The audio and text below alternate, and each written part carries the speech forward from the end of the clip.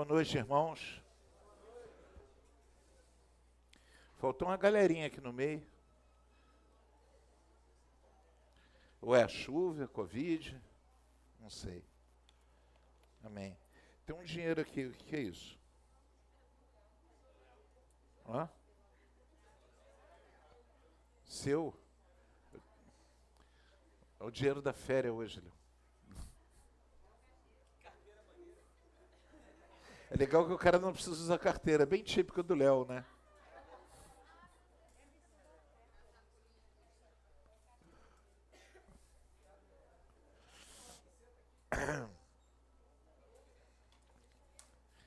Irmãos, boa noite. A gente tem esse culto de quinta-feira sempre como um culto de estudo bíblico, tá? E a gente pega algum tema, um tema da Bíblia, da palavra, ou sobre, como eu fiz uma certa ocasião, batalha espiritual, ou sobre família, ou sobre... O pastor Gustavo falou dos atores do fim, tá? E eu, nessa vibe do pastor Gustavo, de preparar a igreja para o que vai vir por aí, quem está me ouvindo? Eu busquei no Senhor uma direção e resolvi apresentar um estudo que vai levar alguns dias, levar aí de 5 semanas, mais ou menos, tá? Hoje mais 4 dias, provavelmente isso, se Deus permitir. Senão vai levar mais ou menos, não sei. Amém? Então a ideia, por que eu vou falar hoje? Eu vou falar de um tema que vai nos preparar para o que vem por aí. O tema que eu vou usar aqui, tá? O que nós vamos estudar, tem a ver com a coluna vertebral da nossa fé. E ninguém pode tirar a nossa fé, retirar a nossa fé, sem quebrar a certeza que nós temos em relação ao que eu vou falar. Então, a ideia que eu pretendo apresentar para vocês é sobre os evangelhos. A gente fazer um estudo sobre os evangelhos. Sobre o que são esses evangelhos, o que são... Porque eles são, na realidade, a coluna vertebral. Para destruir a nossa fé, tem que quebrar a nossa crença, a nossa fé no evangelho. E isso é o que nós vamos enfrentar daqui para diante. Já estamos enfrentando, mas estamos enfrentando muito isso a nível acadêmico, faculdades e tal. Então a ideia é trabalhar a estrutura desse entendimento, aprender a conhecer cada um desses evangelhos, o que eles são, e nos preparar para aquilo que vai vir. Ninguém consegue nos derrotar se nós crermos no evangelho. Quem está me escutando? Se nós crermos no evangelho, naquilo que nos foi passado sobre quem é Jesus, o que ele significou, isso precisa ser destruído para a gente perder a fé. É necessário criar a ideia de que tudo isso é uma grande mentira, ou que tudo isso é uma narrativa, ou que Jesus é uma lenda, e a gente vai partir desses pressupostos. Talvez até... obrigado. Talvez até eu vá chocar algumas pessoas aqui, porque eu vou desmentir. Amém? A gente vai desmentir o evangelho. Usar justamente a argumentação que é colocada contra nós, contra a nossa fé, para que a gente, para quebrar a estrutura, a coluna vertebral daquilo que a gente crê. Quem entendeu? Então eu pretendo mergulhar nisso aí. Amém? Quem topa fazer esse estudo? Que acha importante a gente conhecer isso? Então eu vou criar algumas narrativas, desconstruir algumas coisas, vou chocar algumas pessoas, porque eu vou dar um choque de realidade em relação aos evangelhos, que normalmente a gente só dá em seminário, mas eu vou dar aqui também, e creia que Deus vai guardar vocês, que ninguém vai se desviar. Amém? Amém, amados? Que Deus vai guardar, o Espírito Santo vai guardar, então, mas eu vou chocar, eu sei que eu vou chocar, eu quero que você esteja preparado para isso. Amém? Desconstruir algumas construções religiosas, míticas e tal, e a gente vai diretamente ao ponto. Amém? Posso pedir para vocês orarem por mim? Vou pedir aqui o Gustavo. Gustavo, conduz essa oração aqui, já que você foi o último. Passa a bola. Aqui. Senhor Jesus, a gente quer colocar a vida do pastor João nas tuas mãos, para que o Senhor o use para a honra do seu nome, para que a gente tenha bastante dificuldade, entre aspas, aqui, para que a gente aprenda nos campeonatos Amém. Da vida. Sim, Deus. Em nome de Jesus, que o Senhor nos ensine, que o Senhor nos dê músculo espiritual, que o Senhor Amém. nos dê revelação da tua palavra. Sim, Deus. Em nome de Jesus. Em nome de Jesus. Amém. Amém.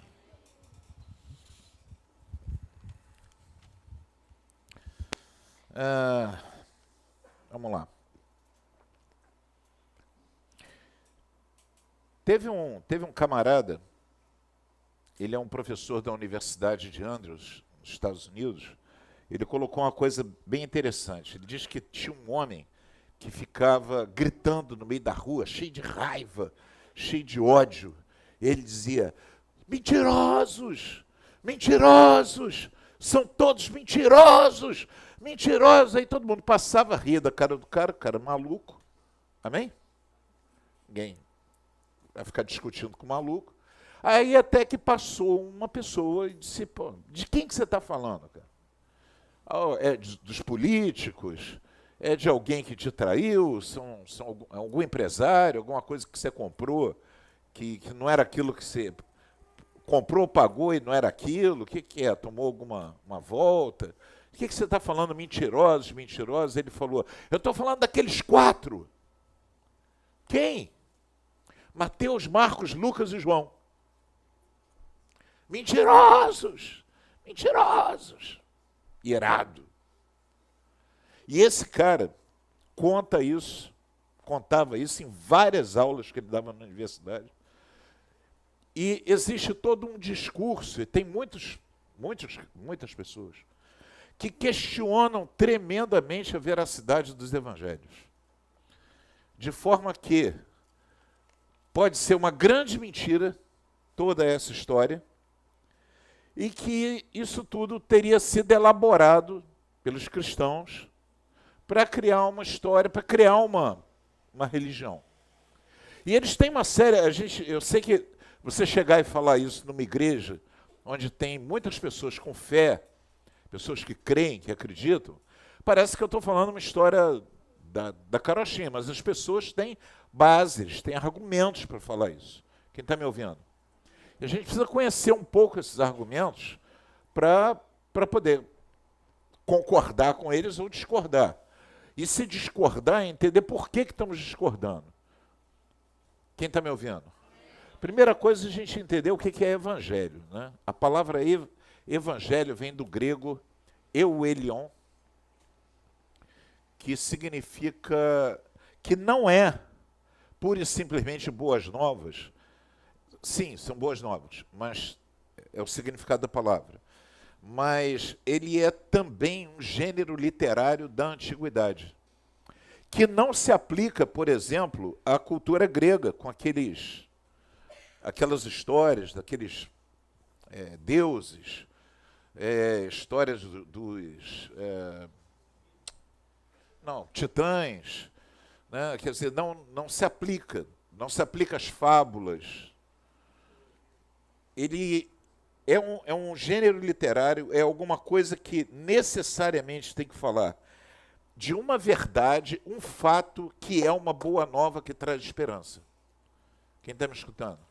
Então não é uma coisa do tipo assim, eu anotei num monte de lugar, agora eu não sei onde é que está anotado.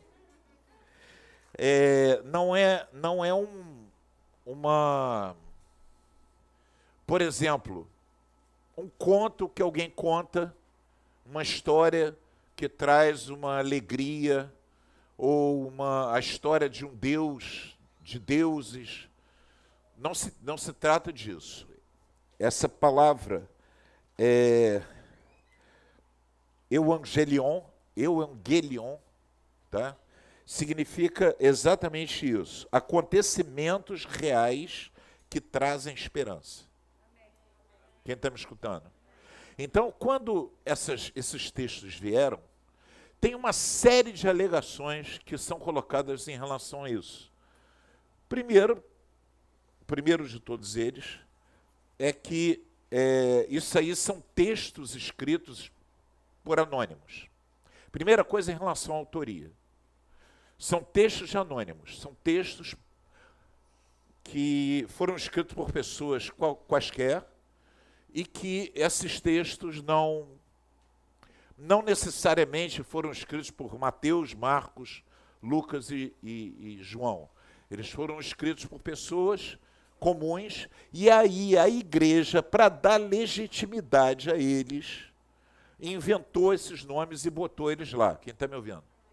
Colocou lá, esse aqui foi João, esse aqui foi Marcos. Então esse é o primeiro argumento. E um argumento bastante razoável.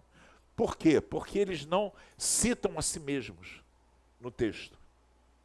Com exceção de João, que ele fala, ele não usa o nome dele, mas ele fala aquele a quem Jesus amava. Ele fala de si, aquele que escreve é aquele discípulo a quem Jesus amava. Só que isso também não identifica. Quem está me entendendo? Não identifica. Lucas escreve uma carta ao excelentíssimo Teófilo. E aí começa a falar, mas também não se identifica. Então, como ninguém se identifica, então o argumento é, os caras começaram a escrever esse negócio lá, mas ninguém diz que foram eles. Eu pergunto para vocês, se você tiver um texto e não tiver ninguém assinando, você pode presumir que é de alguém? Não. Não tem o nome da pessoa em lugar nenhum no texto. É um argumento razoável? Sim. Ele é um argumento razoável, mas é um argumento superficial. Por que ele é superficial? Vamos apontar para o que realmente aconteceu. O primeiro argumento que a gente derruba isso, tá, é que é o costume da época. No costume da época, o nome de quem escreveu e o nome do texto era colocado no final do papiro. Quem está me ouvindo? Então, como fica no final do papiro, também é a primeira parte que se desgasta.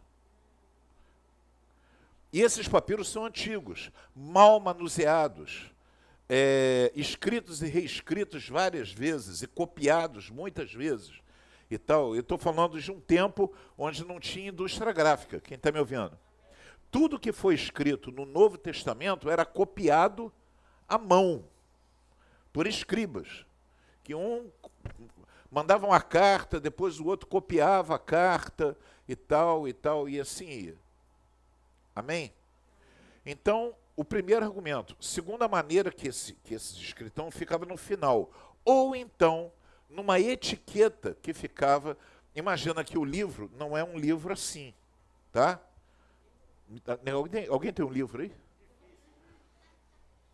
Tá, não é um livro assim, amém? Não é um livro comum, com capa. Presta isso aqui, levanta aí para mim, por favor. Isso. Ó, levanta só. Não é um livro assim. Os livros eram rolos. Amém? Rolos feitos com papiro ou couro de cabra. Quando eram feitos com couro de cabra, tinha uma resistência maior, mas também não era tão maior. E o papiro, que é o tataravô do papel. Antes do papel ser papel, existia o papiro, que era de uma planta, que estava lá no Egito, então não vou entrar nesse detalhe, que é muito detalhe. E esses papiros, eles ficavam colocados numa estante, certo?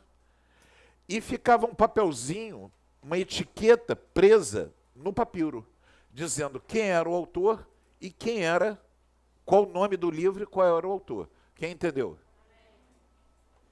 Então, o fato de não ter não é significativo.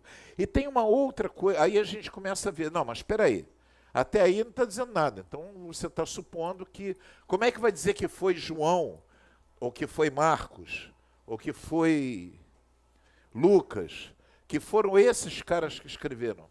Quem está me ouvindo? Então, a gente começa a tentar entender isso aí.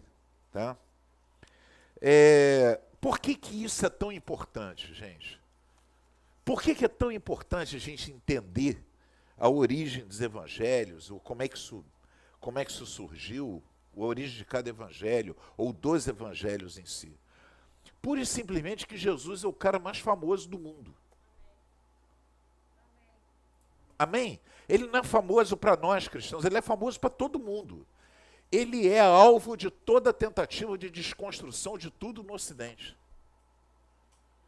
Ele é o alvo, ele é a pessoa mais seguida do mundo. Não tem seguidor, não tem youtuber, não tem ninguém que possa chegar nem perto do cara que é Jesus. Amém?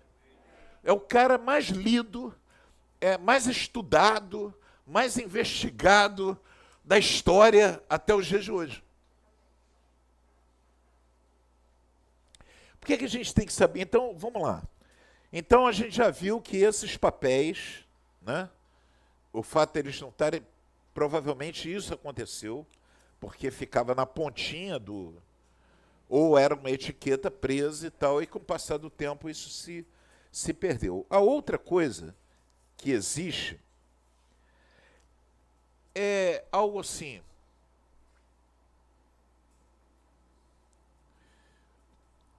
Como é que eu vou dizer? Todo mundo sabia que aquilo foi escrito pelaquela pessoa. Como é que eu vou explicar isso?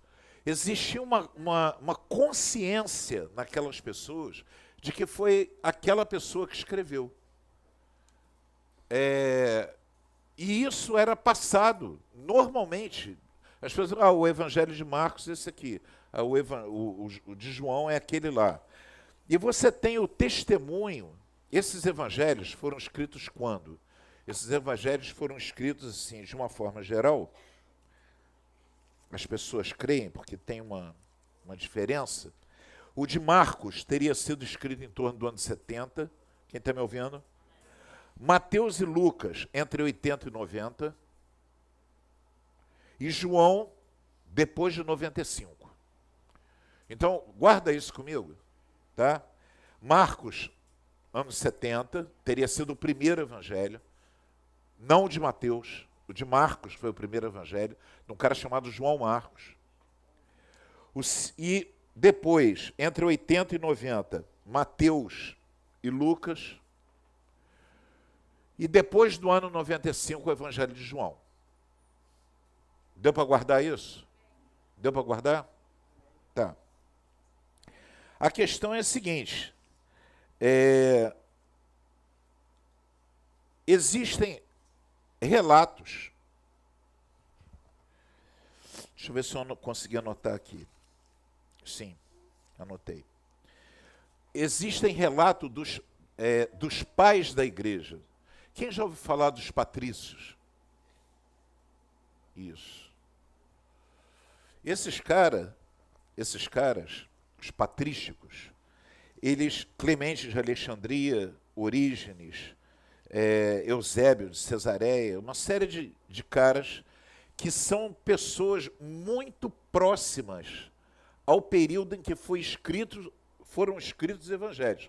Vamos dizer uma coisa aqui, se a gente colocar nos dias de hoje, alguma coisa que tenha sido escrito na década de 90, alguém que está no ano 2010 sabe quem escreveu?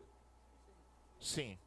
Se você tiver, por exemplo, vamos lá, uma música do Chico Buarque, famosa, todo mundo não sabe que foi Chico Buarque que escreveu nos anos 20 ou 30 anos depois?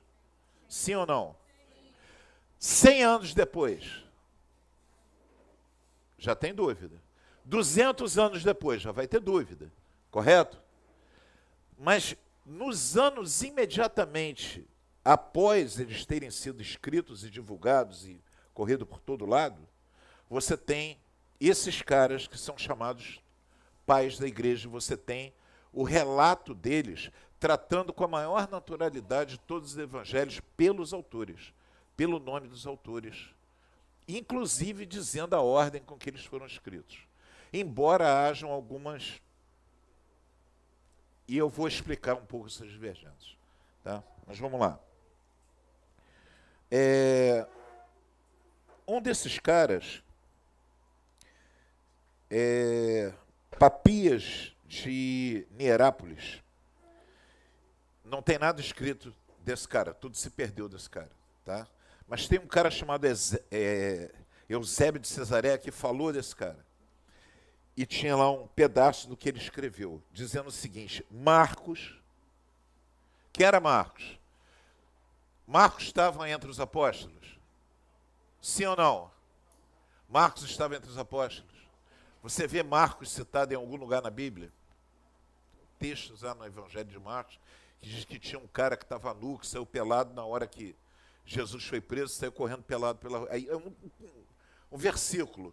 Todo mundo entende que esse cara era João Marcos. João Marcos é aquele cara que teve aquele problema entre Paulo e Barnabé. Quem está lembrado? Que Paulo disse que João Marcos era traíra e tal. Pô, ele já tinha fugido no dia que Jesus foi preso, saiu pelado correndo. Pô. Ele devia ter uns 15, 16 anos, era um garotote. Tá? É uma coisa também que ele não cita o nome dele, ele só coloca isso lá. E aí as pessoas concluem que ele estava falando dele mesmo. Mas nada, a gente não tem nada dizendo que Marcos estava ali entre os apóstolos, não estava. Mas você tem algo dizendo que Marcos era discípulo direto de um apóstolo, que era Pedro. Ou seja, o evangelho de Marcos é, de fato, o evangelho de Pedro. Quem entendeu? Marcos escreve o que Pedro contou a ele. Ele, discípulo direto de Pedro.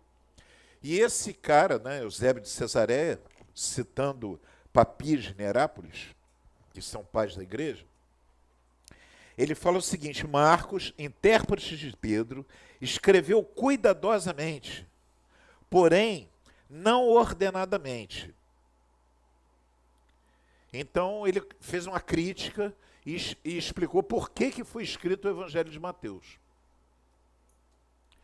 Então você começa a ver esses caras tratando desses documentos pelo nome e falando que desde o início da igreja, desde o começo da igreja, no primeiro século, Jesus morreu no ano 30, em torno do ano 30. Tá? 30 aí. Em torno do ano 30. E ele...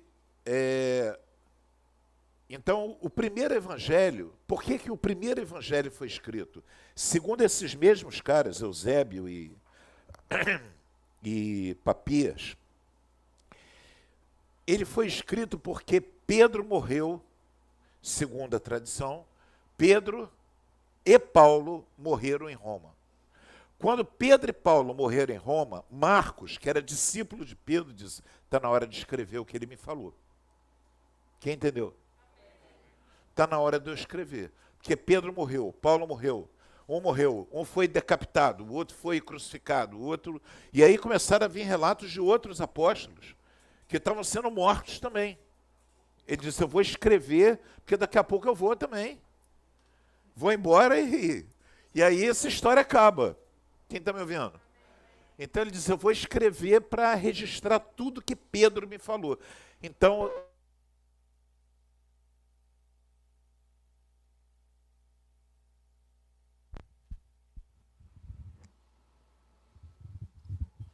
Então, Marcos teria decidido escrever a partir disso. Isso teria acontecido no ano 70. Amém? Amém?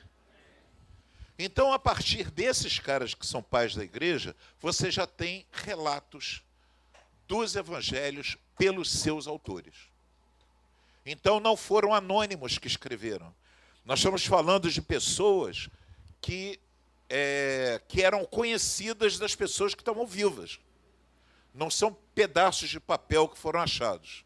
Nós estamos falando de pessoas que estavam lá, que viram, que participaram, que andaram junto, e aí a gente começa a ver uma outra característica do Evangelho. Quem está me ouvindo? Quem está acompanhando? Fala a pessoa que está do teu lado, é importante saber isso. Lógico que vocês não vão guardar o nome desses camaradas, nem os anos que eu estou falando. Ninguém vai guardar isso. Mas, eu vou assim.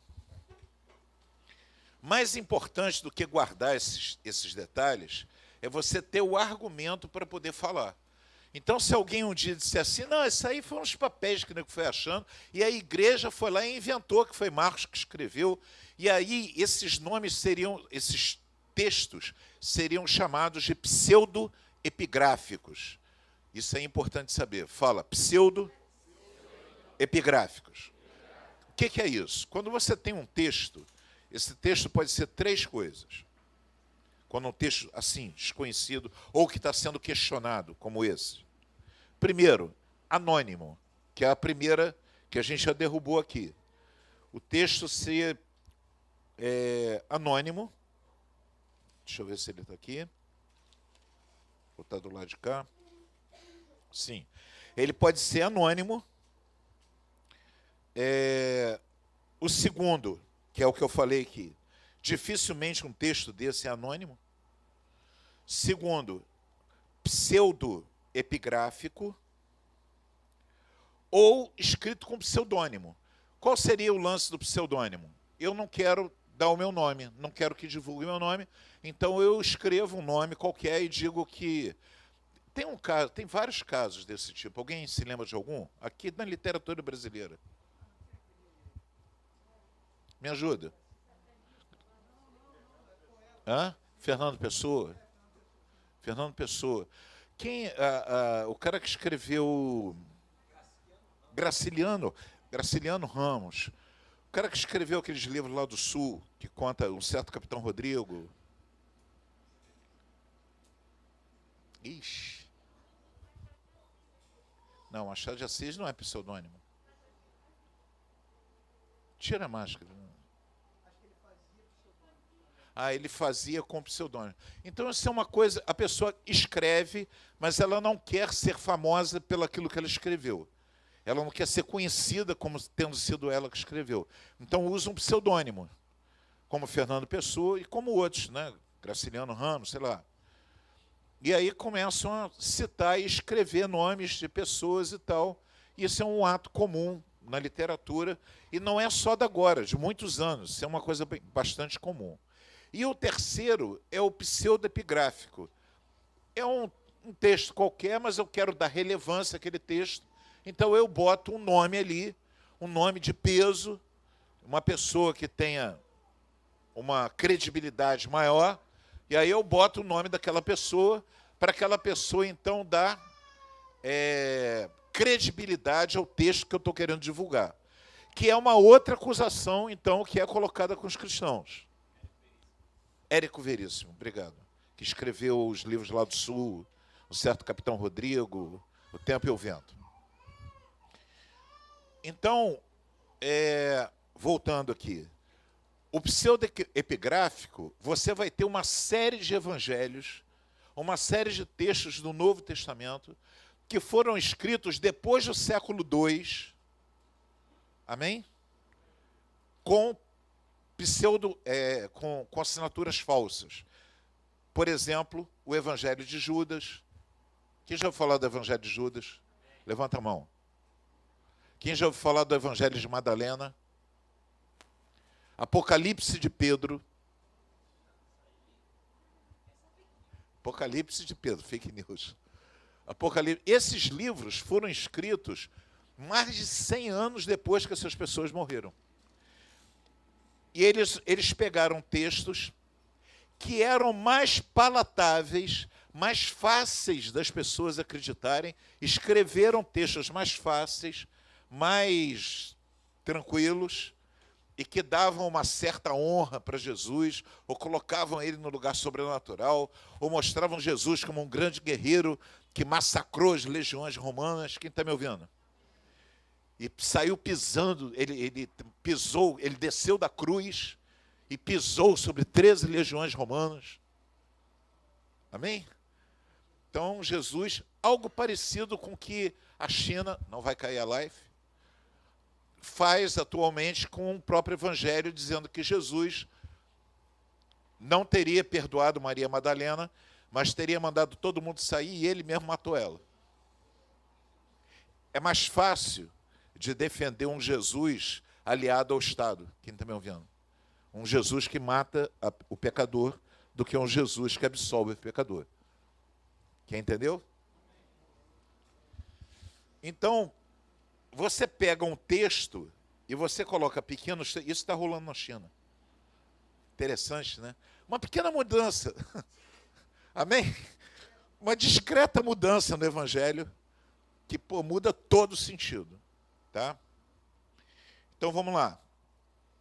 Então, você tem o anônimo, o pseudônimo e o pseudepigráfico. Eu só queria ponderar algumas coisas. Marcos foi testemunha do que aconteceu? Não. Lucas foi? Não. Mateus, a reputação dele era de cobrador de impostos, amém? Então ele não era... João também era um ilustre desconhecido. Era um garoto na época. A pergunta é, por que você colocaria como autores de um texto que você está querendo dar legitimidade, pessoas tão insignificantes? Pessoas que não estavam lá. Marcos não estava lá. Lucas não estava lá. Quem estava lá? Tudo bem, tem Mateus e João. João era uma criança e Mateus era um cobrador de impostos sem a reputação péssima.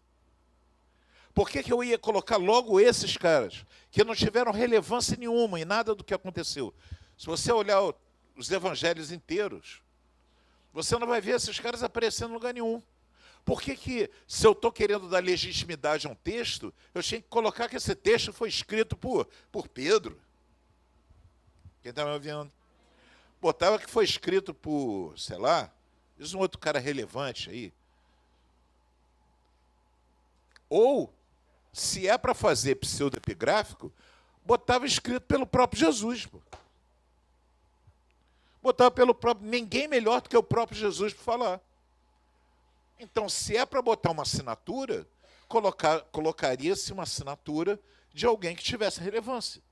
Por que colocar de pessoas que não tinham tanta relevância?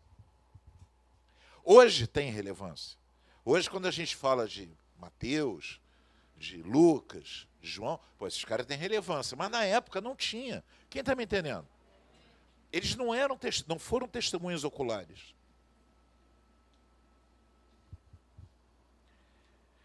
Então eu pergunto, se eram pseudepigráficos, quer dizer, se não foram esses caras que escreveram, então os cristãos estavam muito mal articulados politicamente.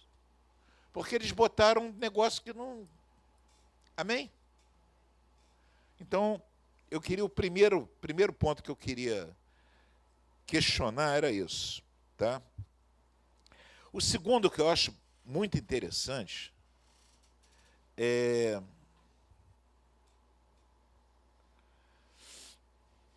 justamente eles teriam sido, então, tudo isso teria sido uma articulação, os evangelhos seriam uma articulação dos cristãos do primeiro século para dizer que aquele texto foi contar uma história, uma lenda, e fazer todo mundo acreditar na lenda. Quem está me ouvindo?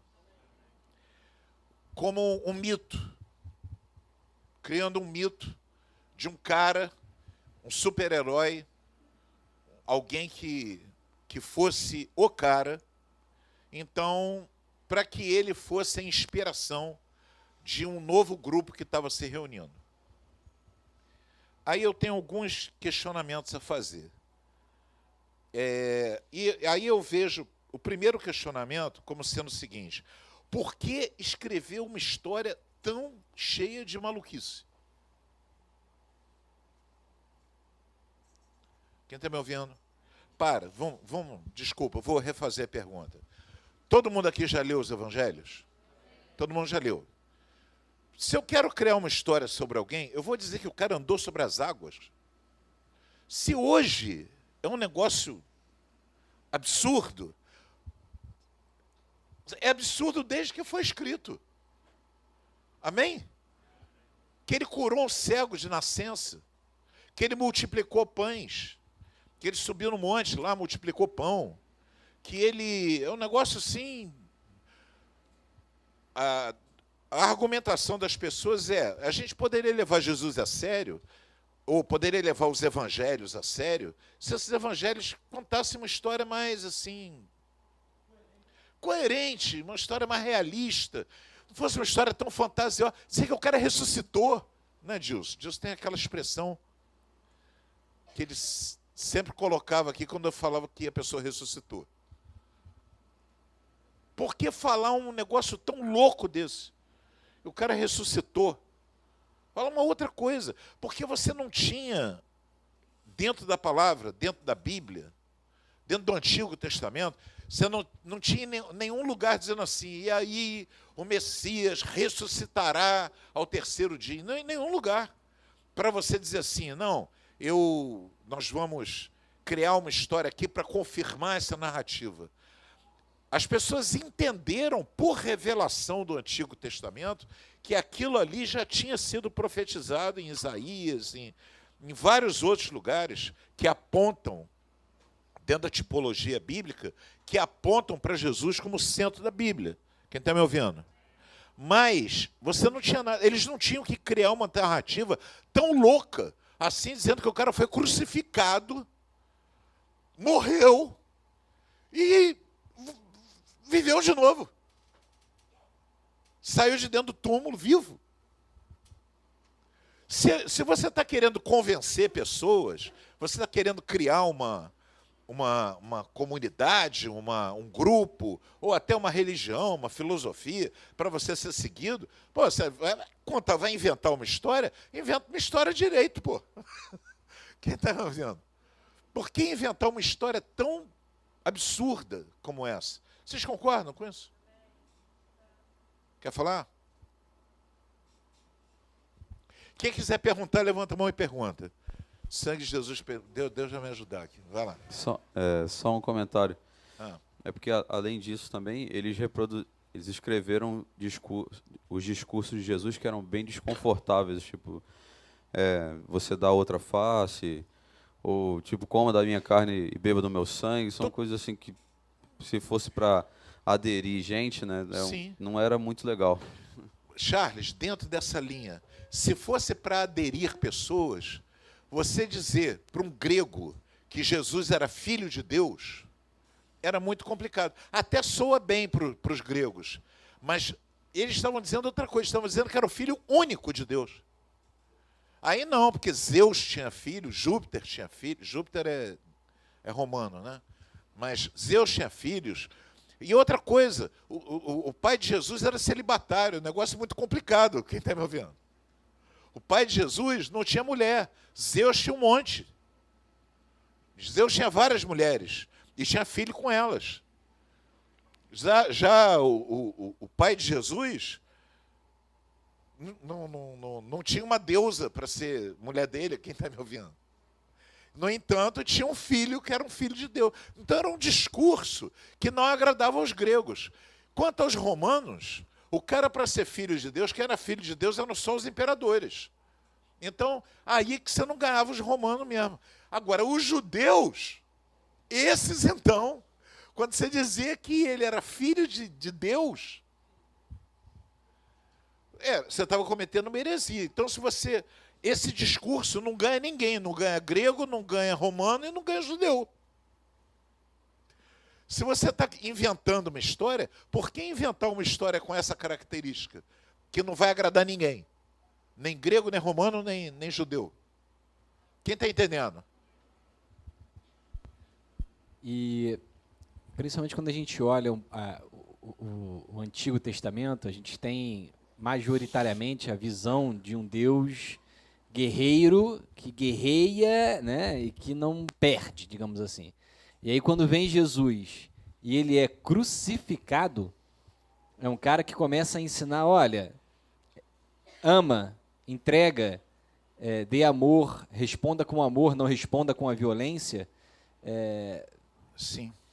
É um contraponto muito grande. Então não dá para o cara falar assim, putz, não, ele, teoricamente, com essa história, ele não conseguiria ganhar força para conseguir juntar a galera, porque, assim, teoricamente... Fidelizar membros, fidelizar uma clientela. Ele não tem como fidelizar uma clientela com esse discurso doido. Os evangelhos são um péssimo argumento. Até hoje.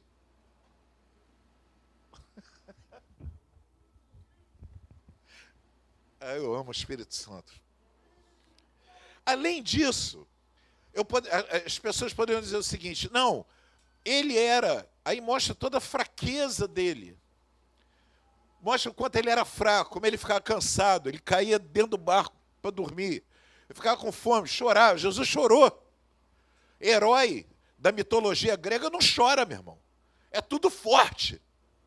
É tudo Hércules, é todo mundo, entendeu? Heróis de mitologia grega não tem momentos de cansaço. Diz assim, não, mas aí ele teve um momento de fraqueza. Jesus teve um momento de depressão. Amém? Teve um momento de angústia, de depressão, ficou mal. Aí diz assim, não, mas em compensação os discípulos dele eram tremendos. Pô, os caras fizeram os evangelhos, quem está me ouvindo? Mostrando as falhas de caráter dos próprios discípulos dele. Então, se eu estou querendo fidelizar membros, eu sou discípulo de Jesus, e estou querendo fidelizar os membros para a minha igreja, para formar uma comunidade, um grupo, sei lá do quê, eu vou revelar as falhas de caráter de Pedro, as falhas de caráter dos filhos de Zebedeu, que estavam disputando um lugar para ser um ministro da Fazenda, o outro ministro da Educação. Quem está me ouvindo? Deixavam lá tentando fazer política com Jesus. Aí mostrava a própria falta de caráter dos discípulos dele. Estão escritos lá no Evangelho a fraqueza dos discípulos. Se eu estou querendo fidelizar pessoas e estou escrevendo, estou inventando uma história, pô, sou muito mal de inventar história. Para o contexto da época, quando você, por exemplo, o historiador que contava sobre um cara que ele queria enaltecer, por exemplo, um relato é comendado. Então, tinha lá os faraós, por exemplo, naquele tempo, e outros comandantes militares romanos e tal, que recomendavam historiadores para falar sobre eles. Fala das bravuras, elogia o cara o tempo inteiro, elogia os soldados, elogia e tal. No caso de Jesus, faz justamente o contrário, mostra que os discípulos dele eram incrédulos, não acreditavam, não estavam entendendo nada, ficaram o tempo todo andando com Jesus sem entender nada, e está tudo escrito. Na hora H fugiram, eram covardes, eram burros, eram covardes, eram analfabetos. Esses eram os discípulos de Jesus, e está tudo escrito. Bom, vamos e venhamos. Se era para criar uma narrativa, tinha que ser criar uma narrativa para fidelizar as pessoas, não para espantar todo mundo, quem está me entendendo? Amém? Chamava Pedro e dizia assim, Pedro, esse cara aqui foi o cara que traiu Jesus. Ah, ele que traiu Jesus, quer dizer, não tem sentido. Quem está me entendendo? Diga amém.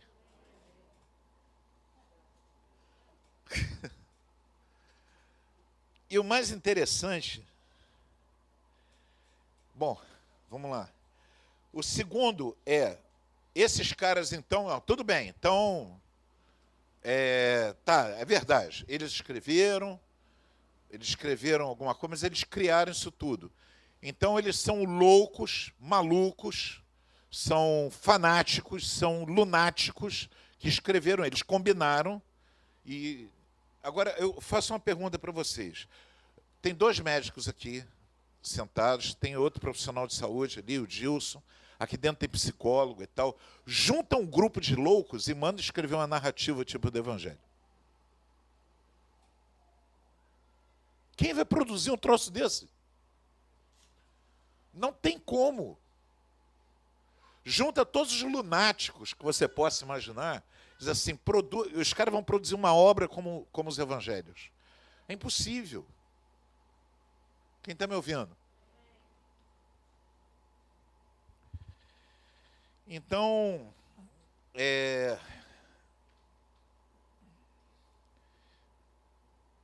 aí você tem uma outra narrativa, e essa eu quero que vocês prestem bem atenção, que é chamada de teologia liberal. Tá? A teologia liberal é uma teologia que busca humanizar. Porque é muito doido você acreditar que o cara multiplicou pão. Quem está me ouvindo? Que ele pegou 5 pães e 2 peixes, abençoou e deu para 5.000 pessoas comerem. Todo mundo conhece esse texto? Amém? Tá. Então ele foi... Então o pessoal diz o seguinte, não, quando ele fez isso, ele incentivou para que todos tirassem os seus farnéis do...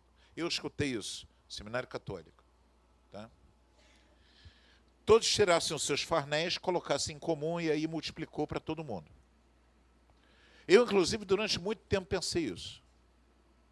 Hoje, sabe o que eu penso? Que ele pegou 5 pães e 2 peixes. Deu graças, partiu, mandou discipular e Deus multiplicou. É isso que eu entendo. Por que eu entendo isso? Porque eu tenho experiência prática disso na vida, no dia a dia da igreja. Quem está me ouvindo? Que desbancou, Deus foi tão misericordioso comigo, que eu aprendi teologia liberal, quando estava no seminário, porque era o tempo da teologia da libertação, galera de esquerda. Quem está me ouvindo, diga amém. Fala para o teu irmão do lado, se liga aí. Dorme não. Então eu preciso falar dessa narrativa para vocês. Qual é a narrativa? Não tem milagre nenhum. As pessoas que não entenderam, Jesus ele não caminhou sobre as águas. Aquilo ali foi aquilo ali foi um ato simbólico para dizer que ele andava sobre as questões da vida. E aí as pessoas, para colocar isso, disseram que ele caminhou sobre as águas. Ele não ressuscitou. Ele morreu mesmo. Quem está me ouvindo? Mas aí, o ressuscitar ao terceiro dia é a retomada dos discípulos que se conscientizaram do que ele estava vivendo. Então, no terceiro dia, eles retomaram novamente a pregação do Evangelho, depois do terceiro dia. Então, isso foi ressurreição. Ele não ressuscitou. Quem está me ouvindo? Ou seja, a ideia da teologia liberal é você desconstruir a ideia de que há o sobrenatural de Deus. Que tudo é natural. Que tudo que aconteceu aqui é natural, e a igreja... O que é a igreja? A igreja é uma instituição social que tem por objetivo a pregação de uma moral que pode mudar a sociedade. Amém?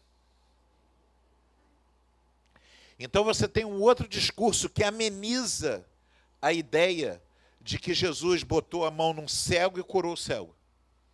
Só que eu já vi isso acontecer. Quem está me escutando? Eu já vi pessoas estarem doentes, a Giza ou eu impormos as mãos, eu estou falando da gente, não que isso não tenha acontecido com vocês. Estou dizendo com a gente, porque a gente faz isso direto, faz parte do nosso dia a dia. A gente impõe as mãos e Deus cura. Porque ele disse que nós imporíamos as mãos sobre os enfermos, eles seriam curados. Em meu nome expulsariam demônios. Eu já expulsei demônio.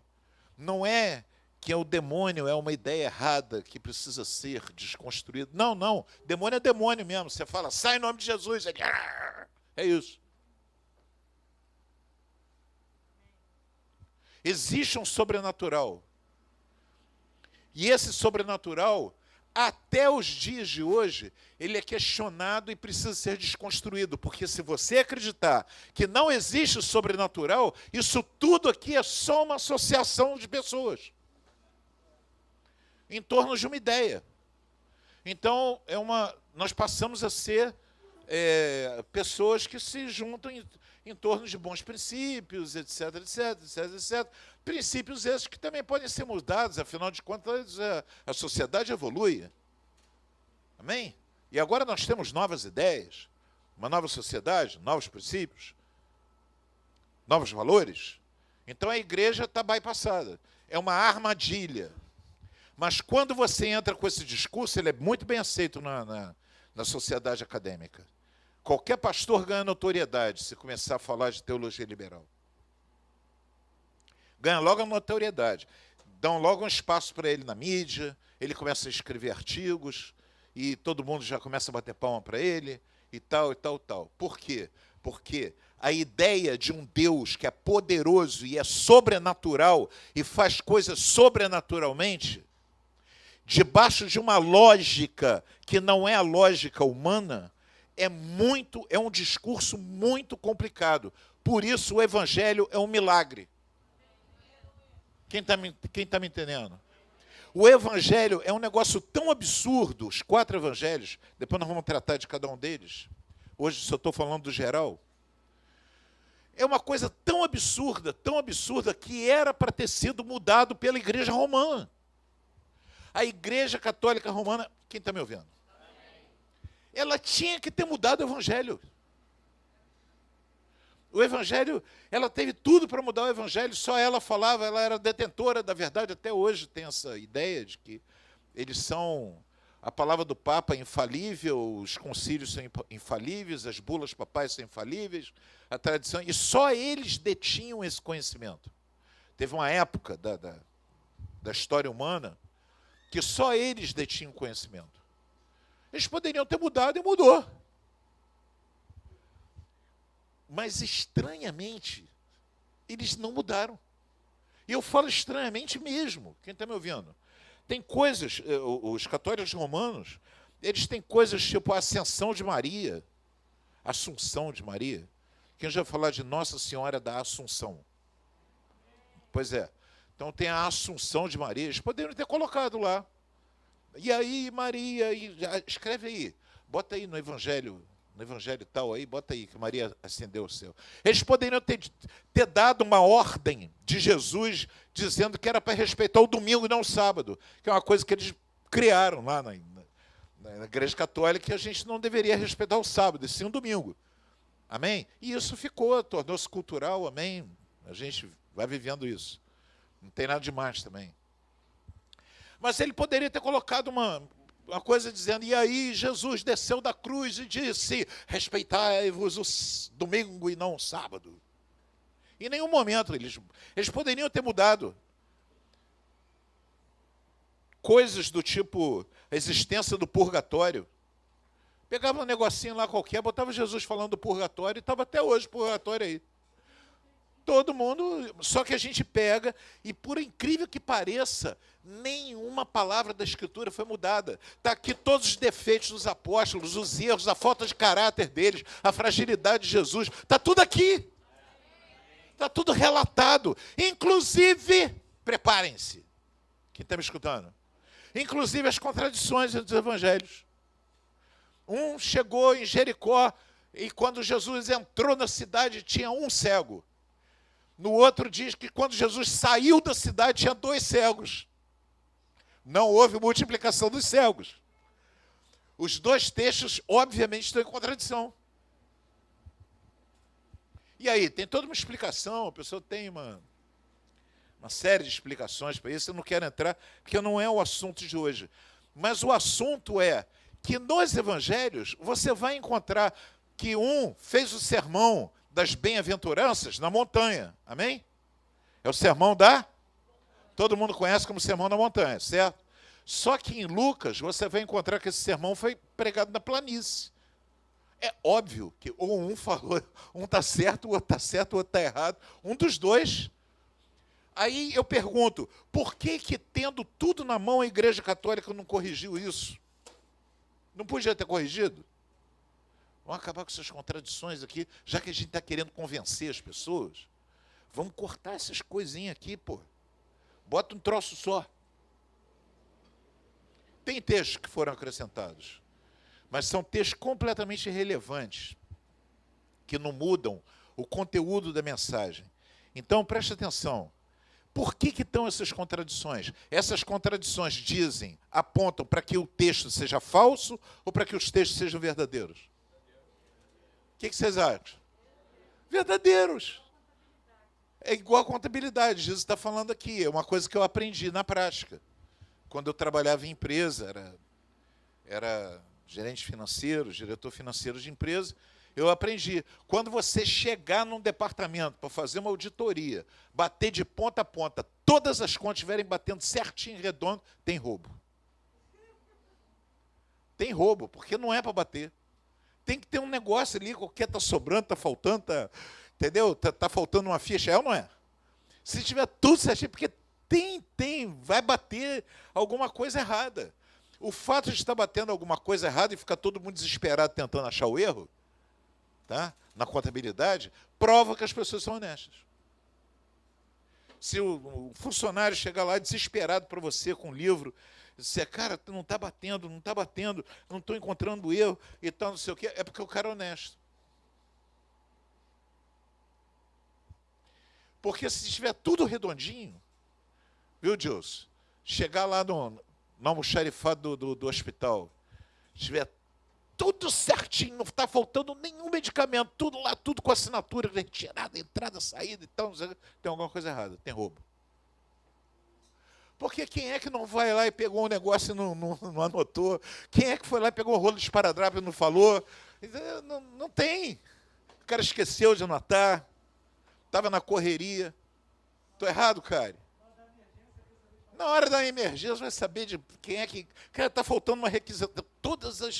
Todas as saídas de material com requisição, tudo direitinho, então não sei o que, tem algum rolo. Porque alguém apanhou alguma coisa lá na hora da emergência e não botou, e é assim. Olha para o Evangelho. O fato de terem essas pequenas contradições só comprovam que aqueles relatos são verdadeiros. Quem está me escutando? Ou não? Ou são mentirosos? Quer perguntar? Comentário.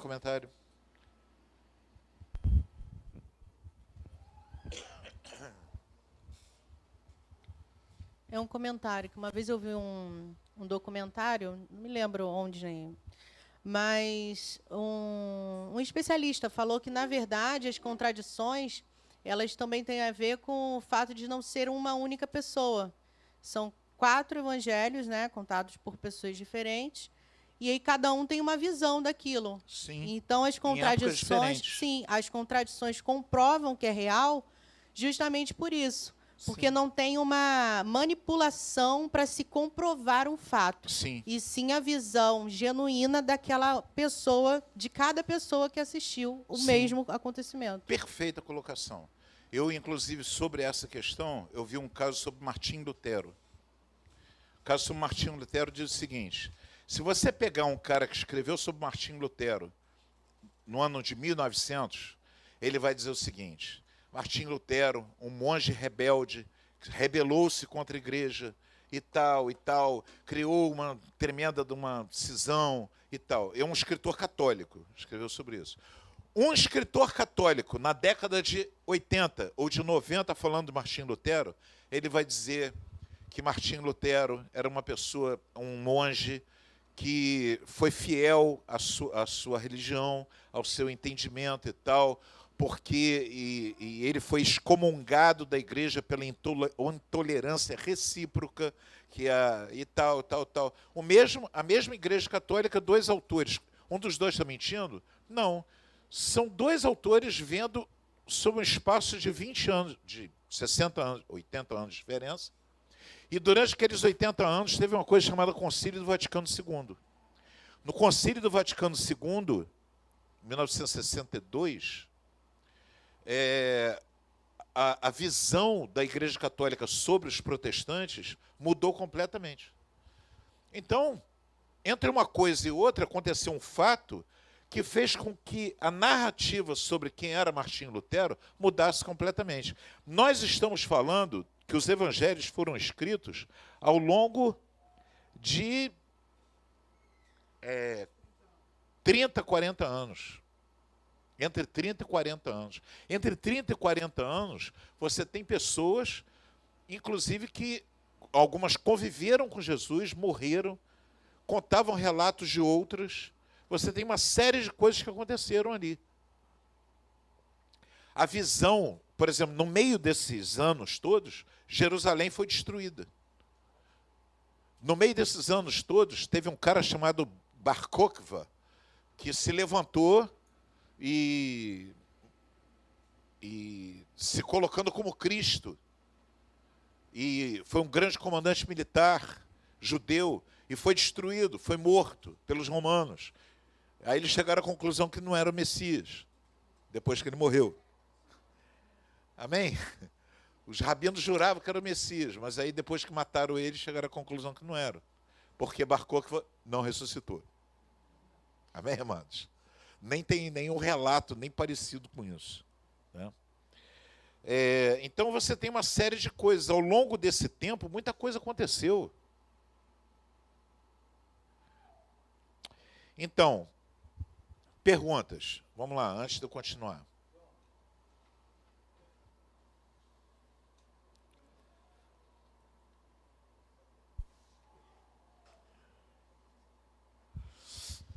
Boa noite. Além, assim, antes de ter o Evangelho, na verdade, ter sido escrito, havia algumas cartas que os generais romanos eles trocavam, né, acerca do que estava acontecendo em Jerusalém na época de Jesus. Isso também, lá em Roma, de repente terem escutado alguma história, alguém ter comentado o que estava acontecendo, de repente até no Egito também, isso não pode ter feito com que esse evangelho, quando ele foi escrito, começou a ser divulgado de forma escrita, não pode ter reforçado essas histórias acerca de Jesus? Olha, Jesus foi um fato internacional tremendo para aquela época. A história sobre ele explodiu em tudo quanto é lugar. As narrativas eram muito diversas. Entendeu? Agora, eu preciso chamar a atenção, Guilherme, para uma coisa. As pessoas, sobre a ressurreição de Cristo, os milagres de Cristo, essas coisas que as pessoas têm dificuldade de acreditar, as pessoas estavam vivas. Os generais romanos, tinham romanos que presenciaram. Teve um oficial romano que teve seu criado, sei lá, foi curado por um milagre de Jesus. Entendeu? Quando o chão tremeu, na hora que Jesus morreu, o chão tremeu. Os soldados romanos ficaram vendo, claro, eles estavam lá. Os túmulos abrindo, pessoas ressuscitando dentro da cidade. Foram vistas aquelas pessoas andando pela cidade ressuscitar. Os santos ressuscitaram. E os romanos viram. Então, se não tivesse, se fosse fake news o tempo inteiro, você criar uma história dessa, naquela época, seria, morreria, porque muitos criaram muitas histórias. Só que tem um detalhe, é isso que eu sempre falo, a diferença do Evangelho é que ela tem tanta coisa absurda que só pode ser verdade. Para durar tanto tempo, não ter sido desconstruído, não ter... Até hoje, pensa, até hoje. Olha no que você acredita, irmão. É uma maluquice. Tenta falar para uma pessoa que não crê, um ímpio, as coisas que você vive, que você experimenta, os milagres que você já viveu. Tenta contar isso, os caras vão rir da tua cara. Vão dizer, você é maluco, você é doido. Tenta, fala para o teu irmão do lado, lembra de você antes. Pronto, acabou. Muito bom. Tem um detalhe, por favor, abra para mim, vê se você consegue projetar 2 Pedro 1,16. Entrega lá ao Léo, só um pouquinho, Léo, tá? Vai achando aí, pode falar, Léo, depois Tem um arqueólogo aí conhecido, Rodrigo Silva. Sim, sim. Muita coisa que eu peguei com ele. Ele tem um vídeo que ele fala do Jesus histórico, e ele traz várias referências, falando que existem mais referências históricas sobre a existência de um Jesus que viveu em Belém da Judéia, que tinha seguidores, que seus seguidores eram chamados sobre Alexandre. Do que sobre Alexandre, do que sobre Pitágoras. Ele cita Pitágoras. Sobre Sócrates. E ele fala do triângulo 3, 4, 5, que os egípcios já usavam 1000 anos antes, e os gregos atribuem a Pitágoras e nem tem referência da... Sim. E ele cita historiadores, acho que Flávio José é o mais citado, né? Eu não gosto muito dele, não. Mas... Não, tudo bem. E aí, da existência de Jesus e dos seus seguidores, de que ele morreu, seus seguidores afirmavam que ele tinha ressuscitado, e muitas pessoas morriam afirmando aquilo. Então seria uma loucura muito grande você morrer afirmando que você viu algo que você não viu. Amém. Exatamente sobre isso que eu quero falar. Vai lá, 1,16. 2 Pedro 1,16. 2 Pedro 1,16.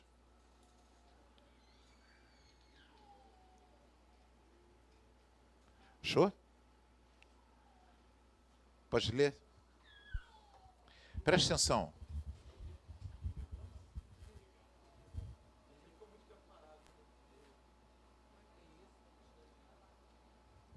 Vira para cá.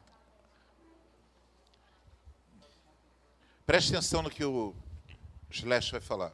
Porque não vos fizemos saber a virtude e a vinda de nosso Senhor Jesus Cristo, seguindo fábulas artificialmente compostas, mas nós mesmos vimos a sua majestade. Amém. De novo. Preste atenção, galera. Porque não vos fizemos saber a virtude e a vinda de nosso Senhor Jesus Cristo, seguindo fábulas artificialmente compostas, mas nós mesmos vimos a sua majestade. Ele estava perto da morte dele quando ele disse isso. Ele já estava preso quando ele disse isso.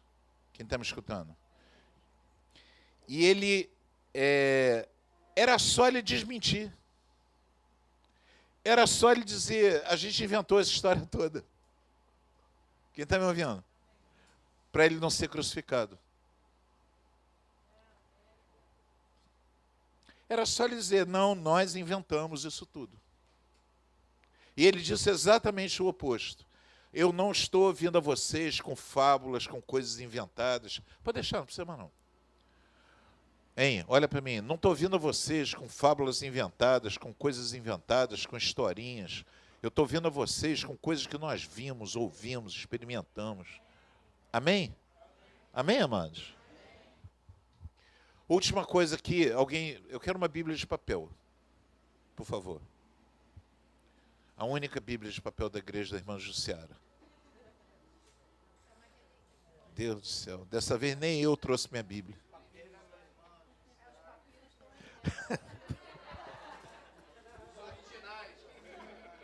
Tem até os originais aqui, né? Quem levantou a mão? Pode falar, Beca.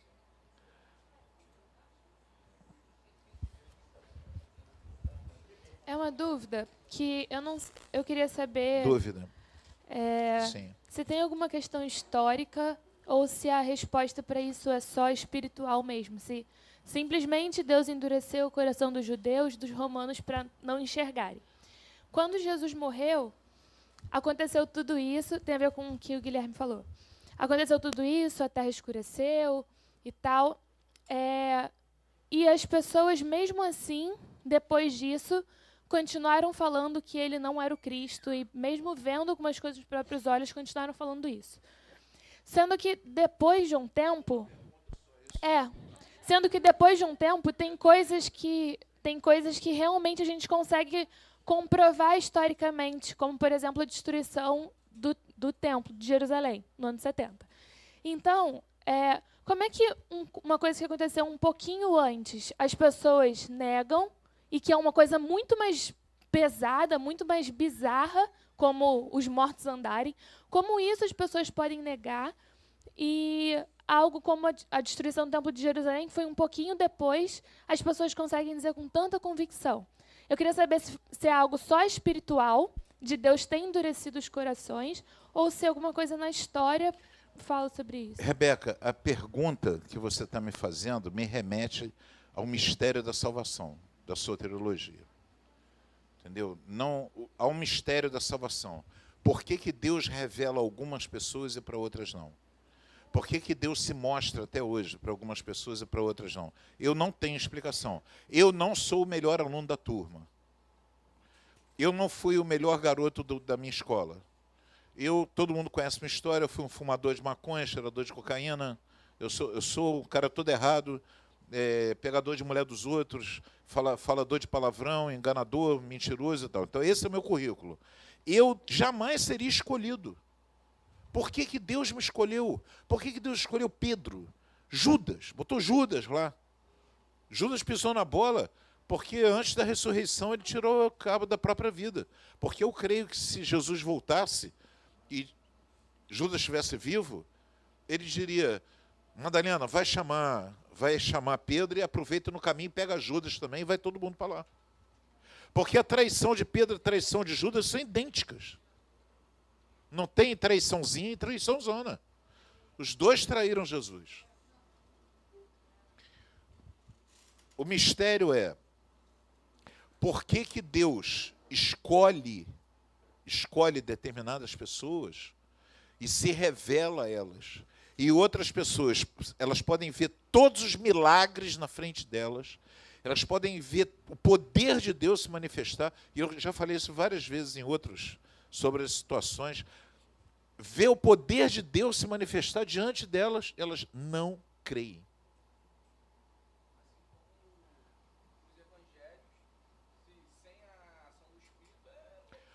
Os evangelhos sem a ação do Espírito são loucuras. Por isso, e uma das razões de eu estar aqui hoje, quem está me ouvindo, falando tudo isso, e vou aprofundar. Quem topa aprofundar? Vou aprofundar. Mateus, Marcos, Lucas e João. Vou mergulhar. Tá? Uma das razões de eu estar fazendo isso é porque, por exemplo, eu me lembrei que quando eu fui fazer minha convalidação no bacharelado de teologia, eu me lembro que tinha ateus lá estudando. Por quê? Por que os ateus estudam isso? Porque desconstruir isso aqui é muito importante. Se você desconstrói isso, você destrói isso aqui, você destrói, antagonizar com o poder de Deus. Antagonizar contra o próprio Deus. É importante para essas pessoas mostrar que Jesus não ressuscitou até hoje, 2000 anos depois. Que o cego não foi curado, que Lázaro não ressuscitou. Ah, mas ele ressuscitou sim, então manda matar. Que os judeus queriam matar Lázaro. Por isso ele só é relatado no Evangelho de João, porque já havia acontecido a destruição de Jerusalém. No Evangelho de João, a destruição de Jerusalém já tinha acontecido e Lázaro, provavelmente, segundo a tradição, morreu na destruição de Jerusalém, no ano 70 depois de Cristo.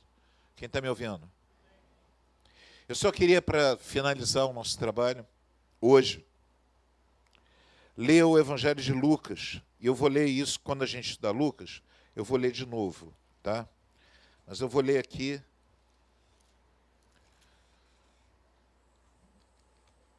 Olha o que ele fala. Quando você escuta um cara contar uma fábula, você começa com, era uma vez, tal coisa assim, certo? Olha como é que Lucas escreveu. Prezado Teófilo, muitas pessoas têm se esforçado para escrever a história das coisas que aconteciam entre nós. Lucas é médico, amém, amados? Mas, segundo Clemente de Alexandria, ele também era estudante de direito. Muitas pessoas têm se esforçado para escrever a história das coisas que aconteceram entre nós. Elas escreveram o que foi contado, por aqueles que viram essas coisas desde o começo e anunciaram a mensagem do Evangelho. Portanto, excelência, ele se dirigindo ao, provavelmente um desembargador, um cara no nível mais alto.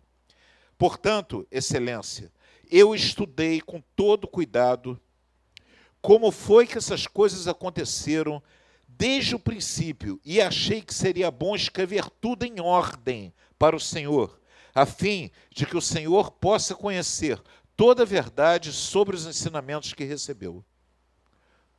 Ou seja, provavelmente esse Teófilo era um desembargador, era alguém a nível de... Quando eu falo desembargador, era um juiz de alta autoridade. E Lucas escreveu para ele em termos jurídicos. Ele dizendo as coisas que ele viu, que ele presenciou e que ele conversou com pessoas que estavam lá e que viram. Quem está me escutando? Que presenciaram. Tem até essa tradução aqui, é da tal da linguagem de hoje, né? É. Não. Alguém pode achar na Almeida? Lucas 1, até, de 1 a 4. Numa tradição mais antiga. Essa aqui é da linguagem de hoje. Alguém pode me dar? Aqui, está escrito. Olha só, quem está me ouvindo? Tendo, pois, muitos empreendido pôr em ordem a narração dos fatos que entre nós se cumpriram, segundo nos transmitiram os mesmos, os que presenciaram desde o princípio, e foram ministros da palavra, pareceu-me também a mim conveniente de escrevê-los a ti, ó excelentíssimo Teófilo, por sua ordem, havendo-me já informado minuciosamente de tudo desde o princípio, para que tenhas a certeza das coisas que já foi informado. E aí ele começa. Existiu no tempo de Herodes, aí ele começa a colocar tudo em ordem cronológica, citando datas, fontes, nome de rei, nome do local. Ele começa. O cara que narra um negócio desse não está contando uma historinha. Historinha a gente começa. Era uma vez um homem bonito. Então, nada disso. Ele narra em detalhes e ele começa o evangelho dele como alguém que está fazendo um relatório judicial. Quem entendeu? Amém.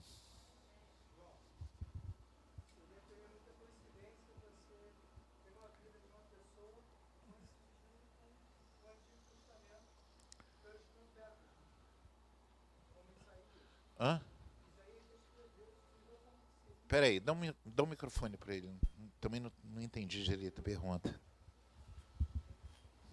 Seria também você ver a vida de um homem vivendo de forma aleatória, mas cumprindo tudo aquilo que os profetas disseram, profetizaram no passado, né? Sim, mas tudo que eu coloquei aqui, Guilherme, essa história poderia ter sido inventada.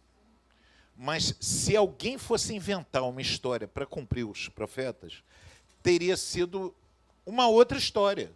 Porque o óbvio que está escrito ali nos profetas não é isso.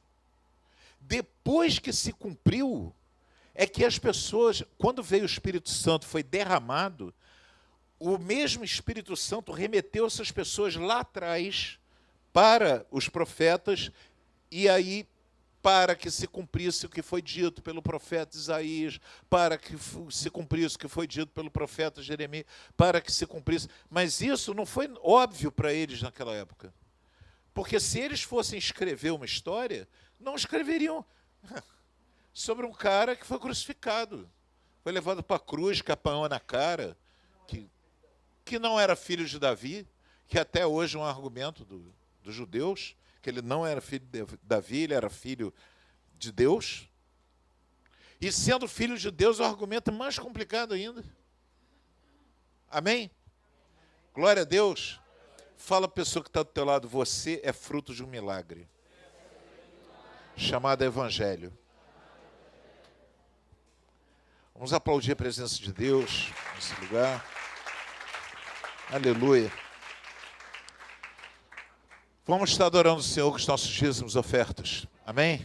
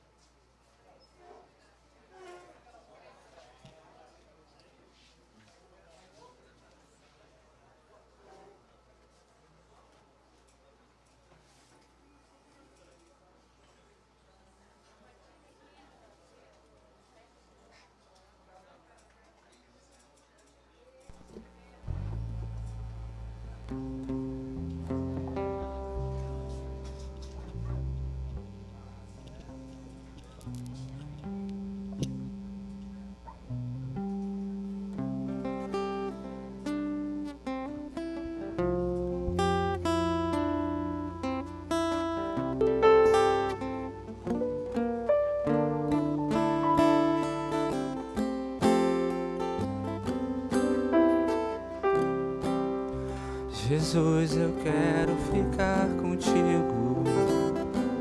Eu quero ser teu amigo. Eu quero comer no teu prato, calçar os meus pés nos teus sapatos e arrastar.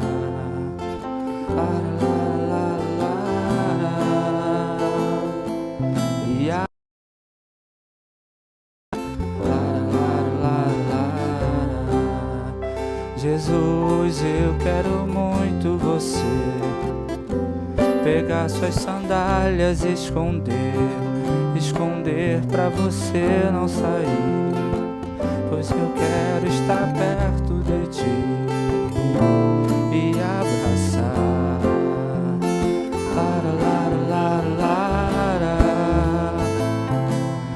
E abraçar.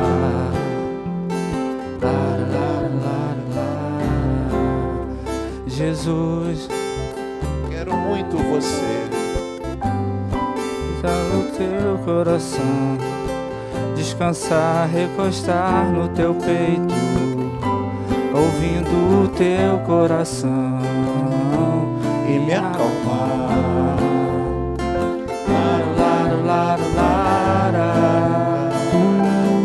E acalmar.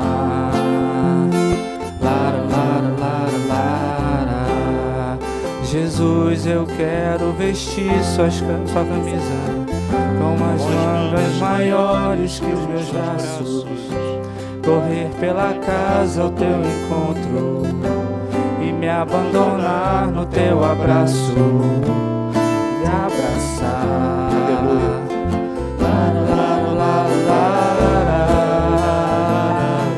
E abraçar. Irmãos, estenda as mãos na minha direção. Senhor, eu quero consagrar o dízimo do Igor, da Catarine,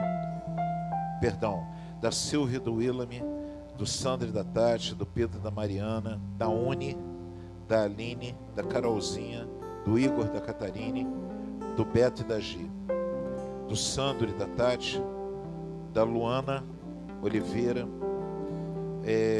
do Felipe, da Gisele, do William, da Noemi, da Carol Fonseca, da Rebeca de Sete Freire e do Felipe e da Patrícia. Consagro, Senhor, essas ofertas e esses dízimos, Senhor, para que a tua bênção material, financeira, seja sempre com a tua igreja. Em nome de Jesus, o Senhor esteja prosperando o teu povo. Amém.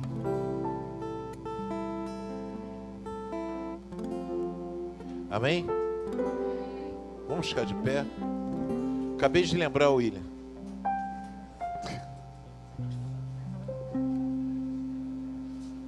Amém.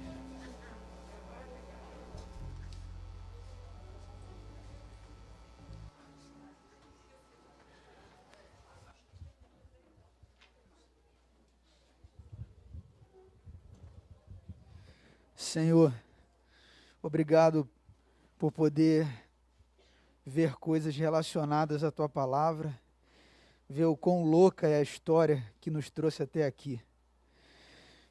E que a tua loucura, Senhor, é mais sábia do que a sabedoria dos homens, e a tua fraqueza é mais forte do que a força dos homens.